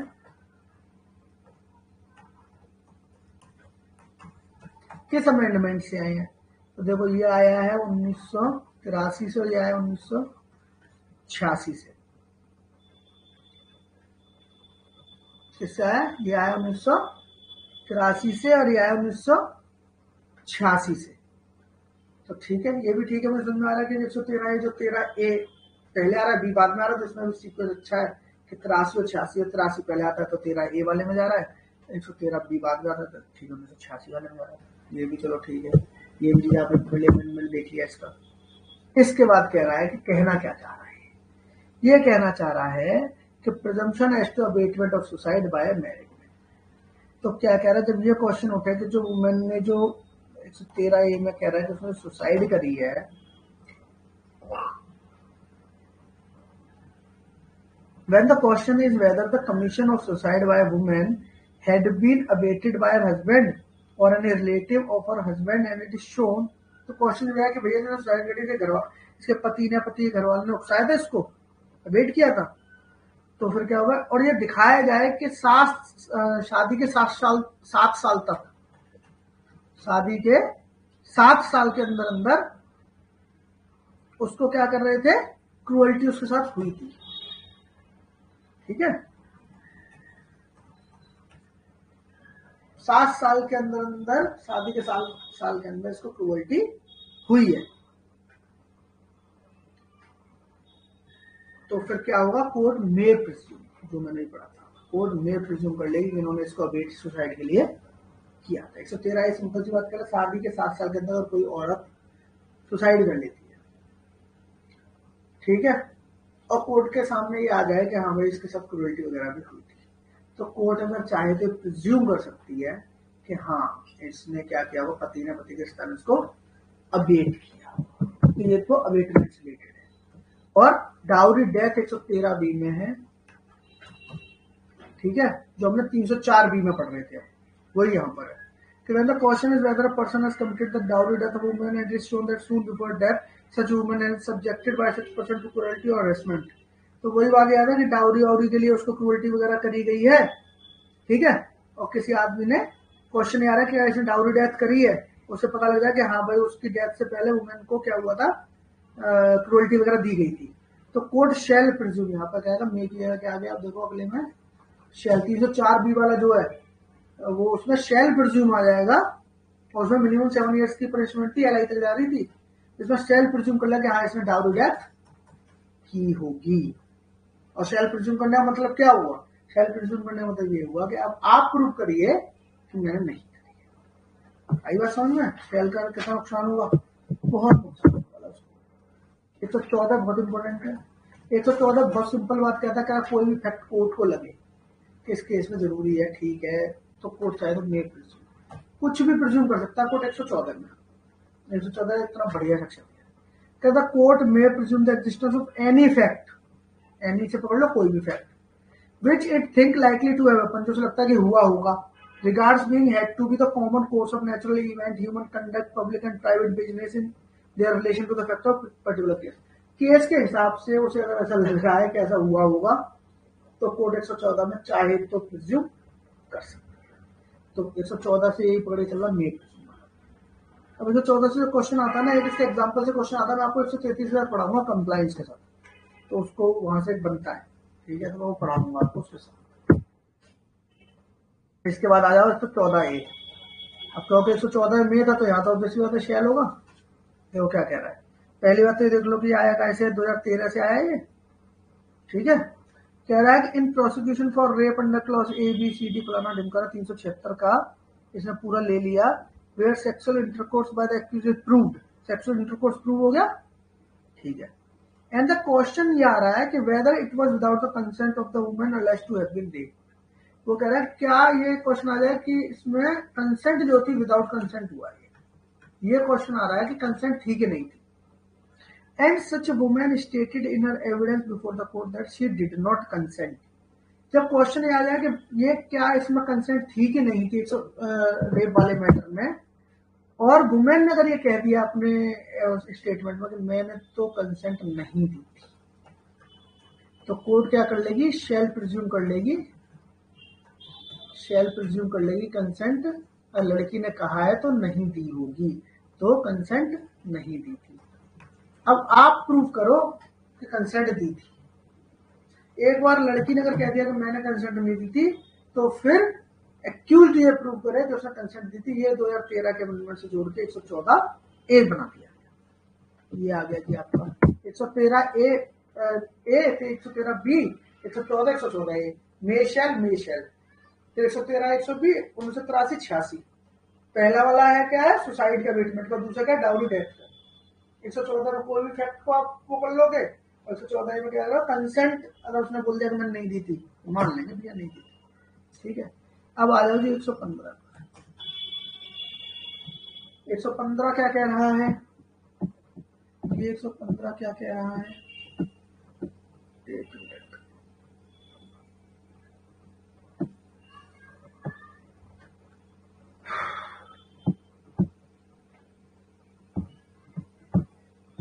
चलिए 115 पर आ जाए। 115 कह रहा है स्टॉपर, बहुत इंपॉर्टेंट वैसे तो कॉन्सेप्ट है ये, आप लोगों ने पढ़ा भी खूब होगा, सिविल में भी बहुत यूज होता है, आपने देखा होगा। कॉन्ट्रैक्ट में बड़े अच्छे से प्रॉमिसरी स्टॉपर, ये वो सब पूरा एकदम ढंग से। इसका केस लॉ है एक आपका, वो भी पढ़ा होगा, भगवान दास करके कॉन्ट्रैक्ट में केस लॉ, वो भी पढ़ा होगा आपने। यहाँ पर जो 115 है, इससे कभी कभी क्या करता है, एक क्वेश्चन जो बनाता है इसके केस से बनाता है कि स्टॉपर किस केस से आया है, इसका लैंडमार्क केस क्या है। तो एक तो केस लिख लो आप, card versus share, SEARS, card versus shares. एक तो ये बहुत इंपॉर्टेंट केस लॉ है, कई बार पूछ लेता है एग्जाम में, स्टॉपर का लैंडमार्क केस क्या है। एक तो क्वेश्चन आपका ये बना, ठीक है जी, कार्ड वर्सेस शेयर, वहीं पे बेरेक्ट पे लिख देना अपने, जब भी पलटो नजर पड़ती रहनी चाहिए। तो एक दिन ऐसा हुआ कि आपको इतना यूज टू हो जाओगे इसके, इन केसेस के, ऐसी बातों के, कि आपको कह रहे ये तो कोई बात हुई, तो कार्ड वर्सेस शेयर तो किसे नहीं पता, ये बोले लोगों। उसके बाद देख लो कि इसमें कह क्या रहा है, ठीक है। कह रहा है कि when one person has by his declaration, अब सपोज करो 115 ये कह रहा है कि वन पर्सन है, सपोज करो ए है, ए अपने डिक्लेरेशन से डिक्लेयर कर देता है कुछ, है ना, एक्ट और ओमिशन, डिक्लेयर करके, बोल के, या फिर कोई एक्ट करता है, या फिर कोई ओमिशन जो उसे करना चाहिए मान लो नहीं कर रहा, ओमिशन कोई करके, इन तीनों के तरीके से इंटेंशनली कॉज्ड और permitted another person to believe. अब क्या कर रहा है, इंटेंशनली ये उसे जताना चाहता है, उसे विश्वास दिलाना चाहता है, या परमिट कर रहा है उसको, इंटेंशन तो नहीं बोल, उसे परमिट कर रहा है, तो वो बिलीव कर ले उस पर, है ना, a thing to be true. तो वो ये दूसरा आदमी बिलीव कर ले कि ये जो चीज जिसके बारे में कह रहा है, या जो चीज कर रहा है, या जो ओमिशन इसने किया है, ये सत्य है, ठीक है। चलो जी, and to act upon such believe. अब जो इसने से बिलीव करा दे, कह रहा है अब इसी पे ना मेरे बात पर भरोसा करके आप कोई काम करो। अब वो बी है ना बेचारा, वो उससे कह रहा है आप उस पर एक्ट करो, भरोसा कर लिया आपने, अब भरोसा करके आप उसके अकॉर्डिंग काम करो कुछ, ठीक है। अब देखो, neither he nor his representative shall be allowed in suit of proceeding between himself and such person or his representative to deny the truth of that thing. Overall बात ये है, ओवरऑल बात इसमें ये कह रहा है कि ए ने बी को विश्वास दिला के, किसी पे विश्वास दिला दिया, है ना, सपोज करो कि विश्वास दिला दिया कि यार एक काम करते हैं, कॉन्टेक्ट करते हैं, और वो है ना वहां तो अपनी बातचीत है, और वाला कॉन्टेक्ट तो मुझे मिल गया है। सपोज करो जैसे मान लो कि रोड बनना है, ठीक है। अब ए ने बी के साथ एक एग्रीमेंट किया कि जो टेंडर निकला था गवर्नमेंट से, वो तो मुझे मिल चुका है। देखो, अब आप एक काम करो, इसको ना हम दोनों पार्टनरशिप कर लेते हैं, और हम इसे आगे आगे बना लेते हैं, मेरे पास इतने पैसे भी है नहीं, टेंडर तो मुझे मिल गया, अलॉट तो मेरे नाम पर हो गया। अब बी ने भरोसा कर लिया, मैंने कहा भाई टेंडर मिलेगा, बड़ा आदमी है, मिल गया होगा टेंडर, उसने चलो जी 50-50 की पार्टनरशिप कर लेते हैं, ठीक है। अब जब बाद में बात आई कि भाई साहब तो कुछ काम करने के लिए पैसा नहीं दे रहे, उसमें कुछ काम हो नहीं रहा, काम आगे नहीं बढ़ रहा, भाई साहब ने कहा कि कोर्ट में गए, तो उसने कहा मुझे तो सर टेंडर ही नहीं मिला था, जब मुझे टेंडर ही नहीं मिला तो मैं उनसे पार्टनरशिप नहीं करूंगा।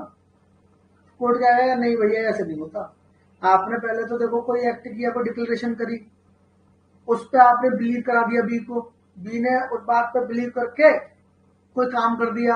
अब आप कह रहे हो कि नहीं मैं तो झूठ बोल रहा था, ये तो था ही नहीं, तो सच नहीं था, मतलब अब आप उस बात के ट्रुथ को डिनाई नहीं कर सकते, दो दैट इज मतलब के क्या बोलते false, but you can not deny.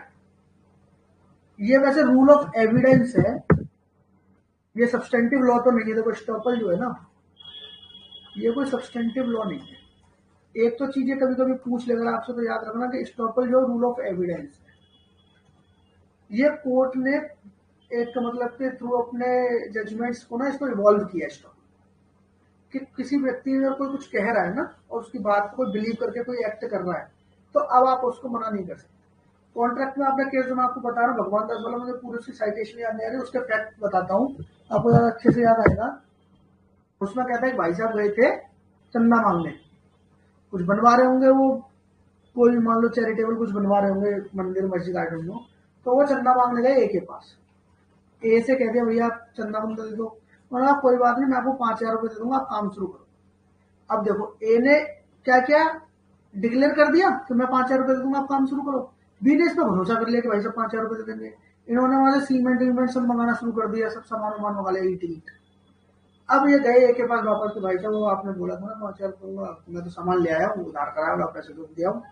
इन्हें बोला पागल हो गए, मैं नहीं दे रहा पैसे, अब वो तो ऐसे चलने की बात होती है, कहाँ से आ गए तुम, वो आप तो बड़े बेकार आदमी निकले, मैं कोर्ट जा रहा हूँ, अपने ब्रीच ऑफ कॉन्ट्रैक्ट कर दिया।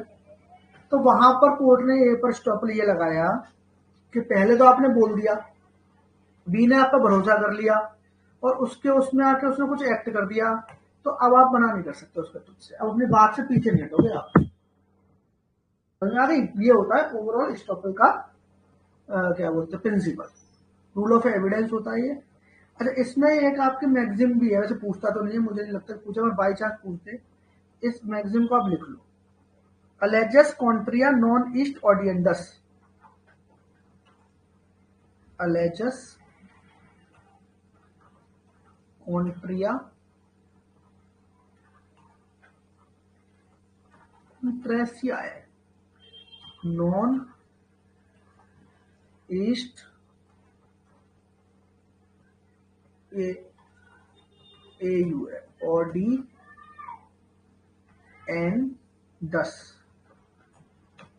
अलेजस कॉन्ट्रेशिया नॉन ईस्ट ऑडियंडस, मतलब कि जो अलेजली कॉन्ट्रेरी अलेज करेगा, अगर कोई भाई साहब कॉन्ट्रेरी बात करेंगे, contrary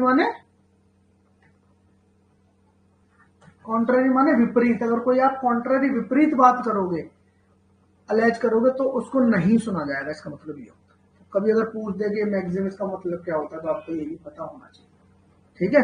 a person alleging contrary fact should not be heard, तो कोई व्यक्ति अगर कॉन्ट्रेरी फैक्ट दे रहा है तो उसको नहीं सुना जाएगा, एक जगह तुम कह रहे हो सच, एक जगह कह रहे हो झूठ है, तो फिर आपको नहीं सुना जाएगा, ठीक है।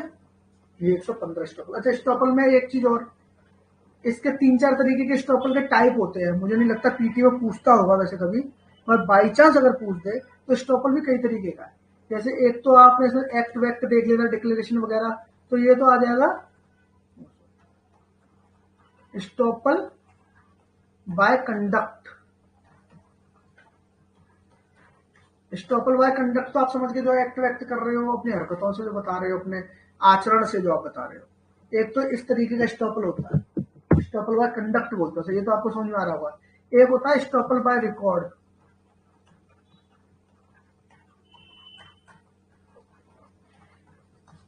ठीक है, एक होता है estoppel by record. Estoppel by record का मतलब होता है, जैसे मान लीजिए कोई जजमेंट वगैरह आई हुई है ना, कोई रिकॉर्ड है कोई ऐसा, तो फिर आप उसमें कुछ अलेजली कॉन्ट्रेरी नहीं कर सकते, एक ये भी स्टॉपल होता है, ठीक है।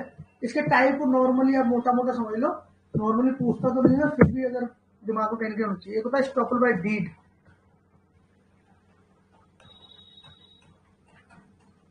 ठीक है, आपने कोई डीड करी है, आपने कुछ उसमें लिख दिया है ना, तो अगर उसके थ्रू आप उसे कॉन्ट्रेरी अलेज नहीं कर सकते, ठीक है, तो ये होता है स्टॉपल बाय डीड। और एक होता है स्टॉपल बाय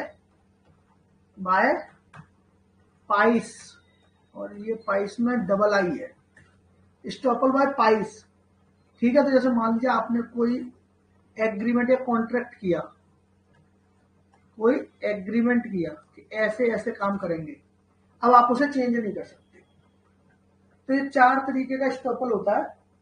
नॉर्मली पीटी में तो नहीं पूछता, मेंस में जरूर स्टॉपल पर अगर पूछ दे 5 नंबर का 10 नंबर का क्वेश्चन, तो वहां पर आप स्टॉपल को डिफाइन करते हो, उसका केस लॉ देते हो, उसका प्रिंसिपल बताते हो, फिर आप उसके टाइप्स भी बता देते हो कि 4 तरीके के स्टॉपल है, तो स्टॉपल बाय कंडक्ट है, स्टॉपल बाय रिकॉर्ड है, स्टॉपल बाय डीड है, स्टॉपल बाय पाइस है।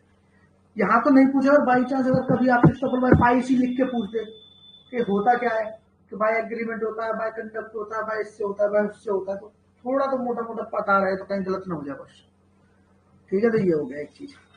अब देखो स्टॉपल का ही 116 भी, 116 117 स्टॉपल से रिलेटेड है, पूछता तो नहीं है, 116 से तो नहीं, सॉरी 117 से तो बिल्कुल ही नहीं पूछता, 116 से 1% चांस से पूछ दे कुछ, फिर भी एक बार पढ़ने में हमारा जा क्या रहा है कि नहीं, पढ़ लेते हैं इसको भी।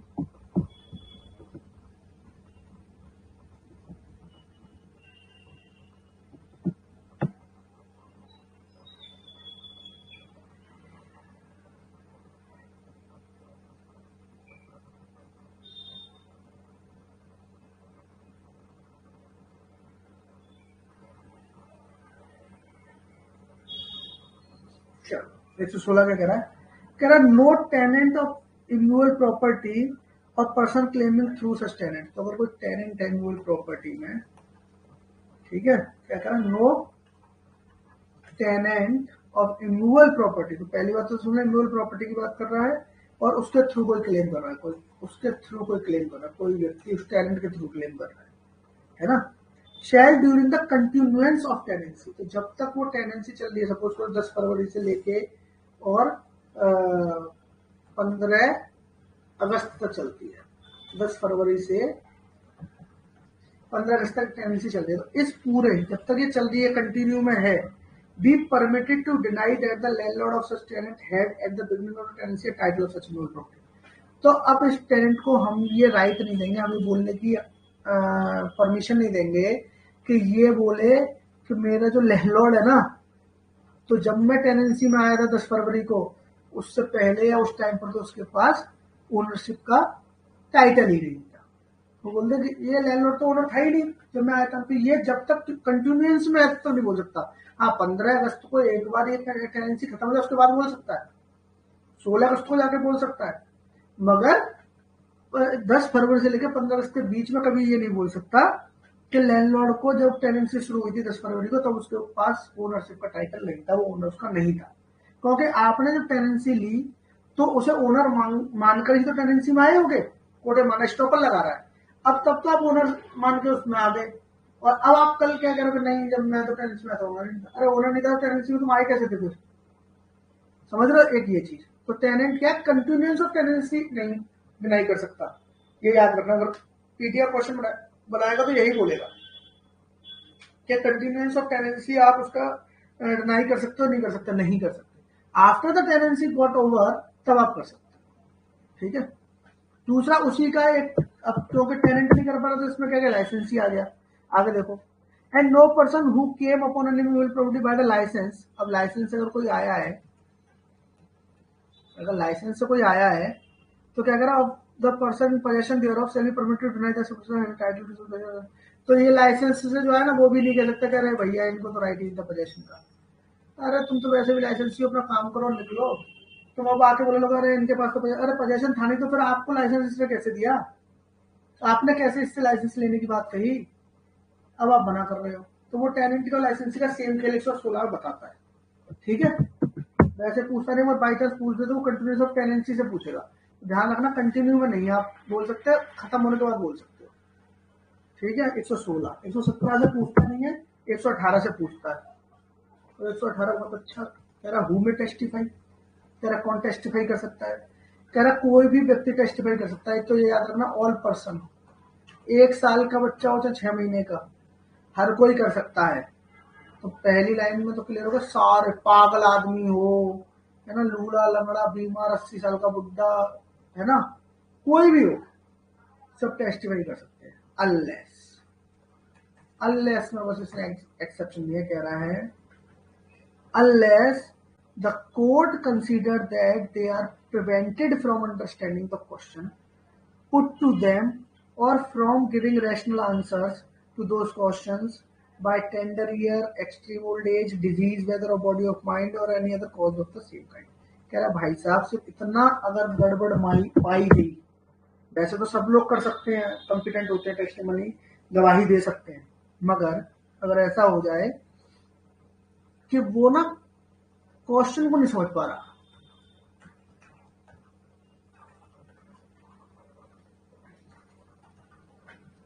क्वेश्चन को नहीं समझ पा रहा, ठीक है, और या फिर क्वेश्चन को समझ रहा है तो उसका रैशनल आंसर देना नहीं आ रहा, या तो क्या कर रहा है वो व्यक्ति क्वेश्चन को नहीं समझ पा रहा, या फिर समझ रहा है तो उसका उसे रैशनल आंसर देना नहीं आ रहा, ठीक है। और किस वजह से अब वो समझ क्यों नहीं पा रहा है, उसका रैशनल आंसर कि भैया एक्सट्रीम ओल्ड एज हूँ, टेंडर ईयर हो, मतलब टेंडर ईयर बहुत छोटा हो, 3 साल का 4 साल का है, एक्सट्रीम ओल्ड हो जाए तो बिल्कुल 90 95 100 साल का है, कोई बीमारी है बेचारे को, बॉडी और माइंड मतलब कोई ल्यूनेटिक हो, पागल हो, या बॉडी की कोई बीमारी, कैंसर हो, कुछ भी हो, और इस तरह कोई भी प्रॉब्लम की वजह से सिर्फ हमें जो मेन फोकस हमारा ये है, जो हमारा टेस्ट है वो ये है कि क्या वो आदमी समझ पा रहा है क्वेश्चन को, कि क्वेश्चन क्या है, कैसा है, उसका क्या मतलब है, और उसका रैशनल आंसर देने की स्थिति है। Rational answer in the sense कि वो समझ पाए कि इसके आंसर को जब मैं दूंगा तो इसके मेरे लिए क्या फायदा नुकसान होगा। ठीक है। रैशनल का मतलब ये नहीं होता कि वो सही बोल रहा है कि गलत बोल रहा है, वो गलत भी बोल सकता है, सही भी बोल सकता है, वो रैशनैलिटी नहीं है। रैशनैलिटी होती है कि मैं जो इसका आंसर दूंगा इस क्वेश्चन का, तो उसका मेरे ऊपर क्या नुकसान पड़ेगा, क्या मुझे फायदा होगा, क्या मुझे नुकसान होगा। अगर वो ये समझ पा रहा है तो फिर समझ लीजिए वो रैशनल आंसर कर रहा है। गलत हो सकता है, पर रैशनल हो सकता है वो सोचा मेरा बहुत फायदा है इसमें, बाद में कोर्ट में जाके पता लगा बहुत नुकसान हो गया। तो आंसर रैशनल है वो, दो उसके फायदे में नहीं गया। ठीक है, तो कोई भी दे सकता है अपार्ट फ्रॉम दिस। इसका एक्सप्लेनेशन इंपॉर्टेंट हो जाता है। कह रहा है lunatic is not incompetent to testify. तो ये कहना चाह रहा है कि ल्यूनेटिक जो है वो भी चाहे तो वो भी कम्पिटेंट है, वो भी टेस्टिफाई कर सकता है ऑल पर्सन्स में, unless he is prevented by lunacy from understanding the question put to him and giving rational answer. तो वही वाली बात है, अगर ल्यूनेस जो है ये अपनी ल्यूनेसी की वजह से क्वेश्चन नहीं समझ रहा है या फिर उसके रैशनल आंसर नहीं दे पा रहा, तो फिर वो नहीं दे सकता। मगर सिर्फ वो पागल है इस वजह से, आप उसको मान लीजिए कोई है, उसे मेंटली प्रॉब्लम है, मगर किसी का मर्डर हुआ उसने देख लिया है, पुलिस ने उससे पूछा कि भाई साहब आपने मर्डर देखा था, तो वो बता पा रहा है हमने देखा था, तो वो समझ रहा है कि मर्डर की बात हो रही है। अभी कौन देखा था कि भाई साहब नीली शर्ट में फलाना चाकू लेके वो वाले भैया ना उन्होंने मारा था, तो वो समझ पा रहा है, तो फिर वो भी कॉम्पिटेंट विटनेस है 118। ठीक है, 119 से देखो क्वेश्चन पूछता है, 119 118 का एक्सटेंडेड वर्जन है। तेरा witness who is unable to speak. तो कोई मान लीजिए कोई गूंगा है, डेफ है, डेफ बोलते हैं, डेफ बहरा होता है ना, गूंगे को क्या बोलते हैं, जो भी बोलते हैं। तो कोई गूंगा है, वो बोल नहीं पाता है, तो वो भी चाहे तो अपने एविडेंस कोर्ट में जाके दे सकता है जिसमें वो समझा सके कोर्ट को, है ना। बस इंटेलिजिबल जो इसमें लिखा है कि कैन मेक इट इंटेलिजिबल, तो कोर्ट में समझा सके, किसी भी तरीके से समझा सके, तो वो अपना एविडेंस दे सकता है। चाहे वो राइटिंग मतलब लिख के दे दे, साइन वगैरह मतलब होते हैं ना, हाथ वाथ से ऐसे साइनिंग लैंग्वेज, उन सब चीजों से बता दे। But such writing must be written and the sign made in open court. मगर ये बहुत इंपॉर्टेंट है, जो राइटिंग जो लिख रहा है वो घर से लिख के न लाए अपनी, वो कोर्ट में जज साहब के सामने ओपन कोर्ट में जो साइन लैंग्वेज में जो बता रहा है ये सब कोर्ट में ही करना पड़ेगा, उसको घर से नहीं कर सकता वो। और इसमें जो क्वेश्चन जो पूछता है वो पूछता है कि evidence of given shall be deemed to be oral evidence. देखो अब देखो वो लिख कर दे रहा है, कोर्ट में लिख रहा है, तो वो बोल नहीं सकता है ना, मगर फिर भी ये ओरल एविडेंस माना जा रहा है। और यही क्वेश्चन 119 से पूछता है कि अगर कोई व्यक्ति बोल नहीं सकता और वो राइटिंग में कोर्ट में एविडेंस दे रहा है तो वो कैसा एविडेंस होगा। तो जो बोल नहीं सकता वो राइटिंग में दे रहा है, तब भी वो ओरल एविडेंस है। यही क्वेश्चन बनाता है 119 से, है ना। और बाकी नीचे लिखा है वो कोई इंपॉर्टेंट नहीं है, बात वगैरह कोई रेडियोग्राफ होगा ये आता नहीं कभी। अब देखो 120 से लेके आपका 121, 120 और देख लो, फिर प्रिविलेज कम्युनिकेशन पढ़ते हैं। 120 बहुत इंपॉर्टेंट है। 120 कहता है कि in all civil proceeding the parties to the suit and the husband or wife of any party to the suit। देखो ए एंड सिविल प्रोसीडिंग इन दोनों के बीच में चल रही है, ठीक है। तो पार्टीज और पार्टी के हस्बैंड वाइफ, मान लो इसकी कोई वाइफ है एक्स और इसका कोई मान लो हस्बैंड है वाइफ, तो पार्टीज टू द सूट और उनके हस्बैंड वाइफ, ठीक है, शैल बी कॉम्पिटेंट विटनेस। तो ये सब कॉम्पिटेंट विटनेस होंगे, सब 118 से आगे बढ़ रहे हैं हम। तो पार्टी भी होगी और कौन होगी, उनके हस्बैंड वाइफ भी कौन होंगे, कॉम्पिटेंट विटनेस होंगे। और क्रिमिनल प्रोसीडिंग में कह रहा है एनी पर्सन हस्बैंड और wife of such person shall be competent witness. तो अगर क्रिमिनल भी होगी तो हस्बैंड वाइफ भी जो होते हैं वो कौन होते हैं, क्रिमिनल प्रोसीडिंग में कॉम्पिटेंट विटनेस होते हैं। ऐसा नहीं है कि हस्बैंड है तो उसकी वाइफ करे भैया ये तो दे नहीं सकती, तो फेवर में बोलेगी, वो भी कॉम्पिटेंट विटनेस है, वो भी विटनेस बन सकती है। तो सिविल हो चाहे क्रिमिनल, ऐसे पढ़ लेना आप, ये क्वेश्चन पूछता है ऐसे है कि सिविल हो चाहे क्रिमिनल हो, दोनों में ही हस्बैंड एंड वाइफ दोनों ही कौन है, कॉम्पिटेंट विटनेस, कॉम्पिटेंट विटनेस है। सिविल हो चाहे क्रिमिनल हो, दोनों में हस्बैंड और वाइफ कौन होता है, कॉम्पिटेंट विटनेस होता है। 120 कहता है, ठीक है जी, क्या कहता है 120 कि सिविल हो चाहे क्रिमिनल हो, इन दोनों में ही ये competent witness.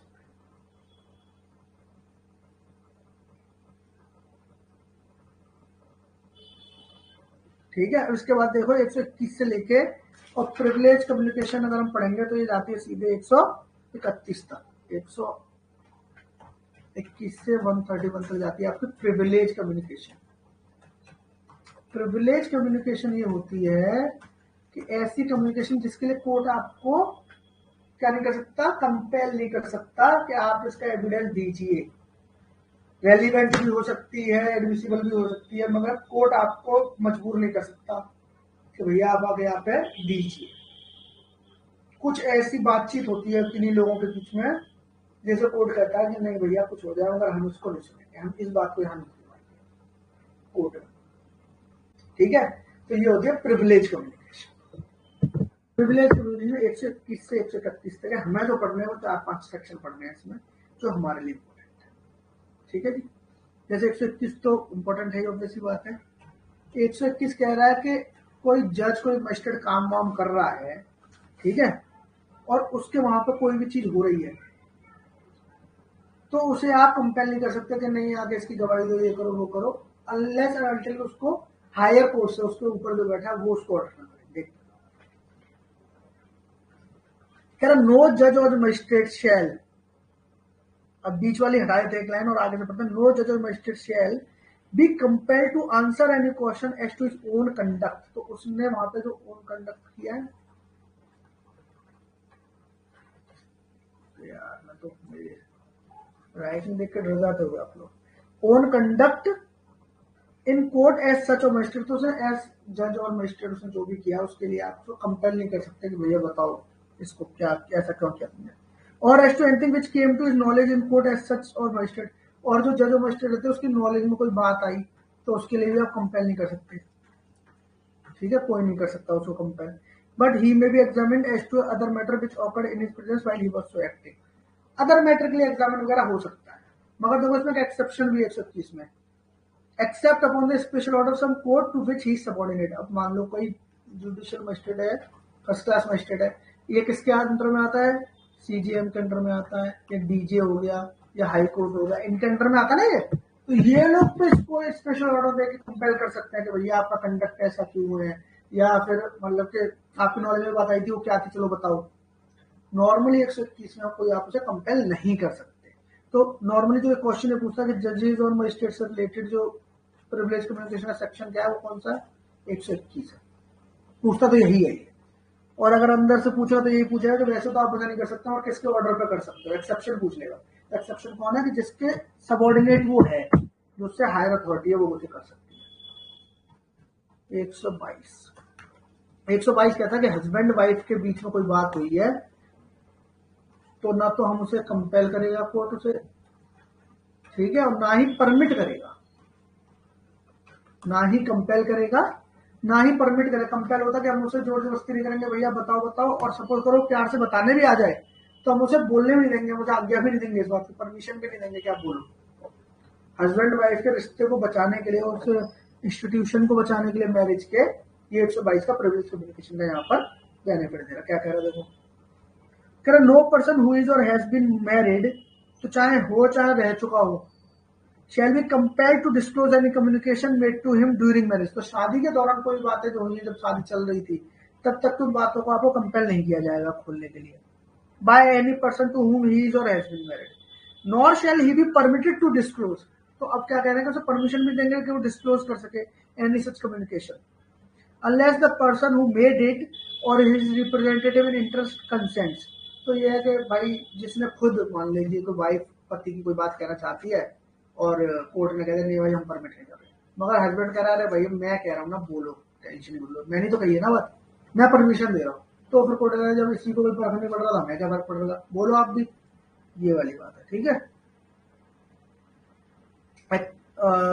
or river consented except in suits between married persons or proceeding in which one married person is prosecuted for any crime committed against। मगर इसका एक एक्सेप्शन बहुत इंपॉर्टेंट है कि मान लीजिए कि ए है हस्बैंड एक हुआ, एच है हस्बैंड वाइफ है, एच ने इसको पकड़ा और धड़ंडा बहुत मारा इसको।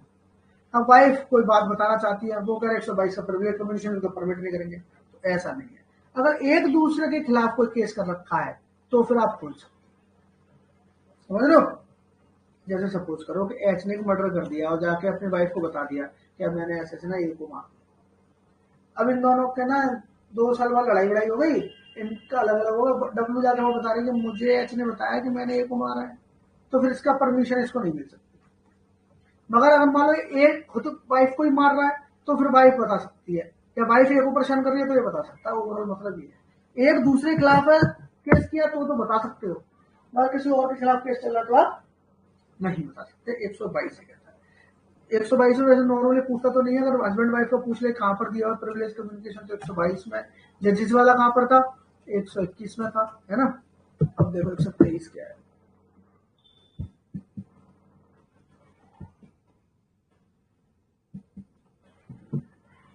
एक सौ तेईस क्या है, evidence as to affairs of state. No one shall be permitted to give any evidence derived from unpublished official record relating to any affair of state.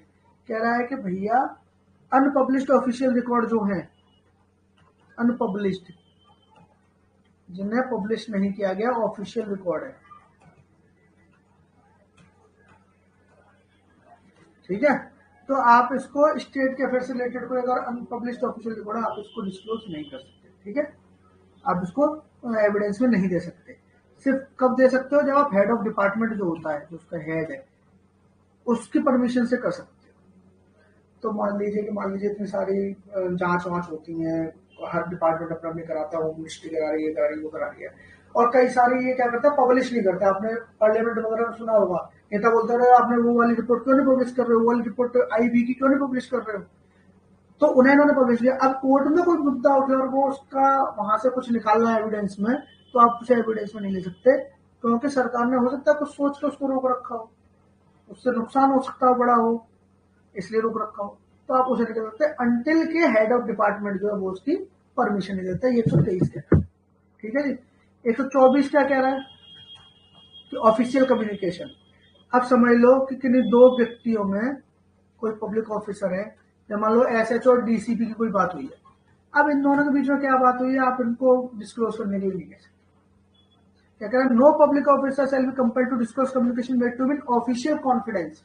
Official confidence में कोई बात हुई है दो लोगों की, दो उनकी पब्लिक ऑफिसर्स की, तो आप उसको डिस्क्लोज करने के लिए आप उसे कंपेल नहीं कर सकते। When he considered that the public interest would suffer, तो अगर उसे लगता है कि अगर हमने ये बात यहाँ पे बताई तो क्या होगा, पब्लिक इंटरेस्ट सफर कर जाएगा, ठीक है। 124 125 कहता है, ये बड़ा अच्छा था। 125 कहता है किसी पुलिस वाले से नहीं पूछा जाएगा कि तुम्हारा मुखबिर कौन है। किसी पुलिस वाले से आप ये नहीं पूछ सकते कि तुम्हें कहां से पता लगाता है कि यहाँ पर वारदात होने वाली है, तुम पहले कैसे आ गए, है ना। किसी रेवेन्यू ऑफिसर से ये नहीं पूछा तुम्हें किसने बताया कि इनके पास इतना रुपया रखा हुआ था, इनकम टैक्स की चोरी कर रहे थे।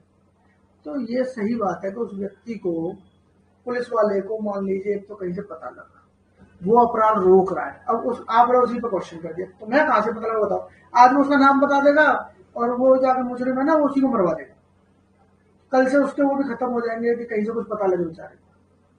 तो ये कहता है 125 कह रहा, no magistrate of police officer shall be compelled to say from where he got any information as to the commission of any offence. तो आप ये नहीं बता सकते कि उसे कहां से पता लगा कि ऑफेंस होने वाला है, या रेवेन्यू ऑफिसर से नहीं पूछ सकते कि आपको कहां से पता लगा कि रेवेन्यू को कोई ऑफेंस होने वाला है। तो ये तो बात सही है ना, पर तो बेचारा काम नहीं करता। 125 124 क्या था, ऑफिशियल कम्युनिकेशन। 123 क्या था, स्टेट के अफेयर।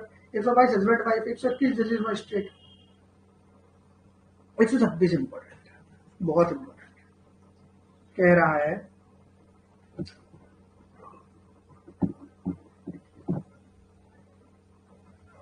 एक काम करते हैं, 1.5 घंटा होने वाला, मुझे भी थोड़ा सा ना बोलने में दिक्कत हो रही है, आधे घंटे का ब्रेक लेते हैं।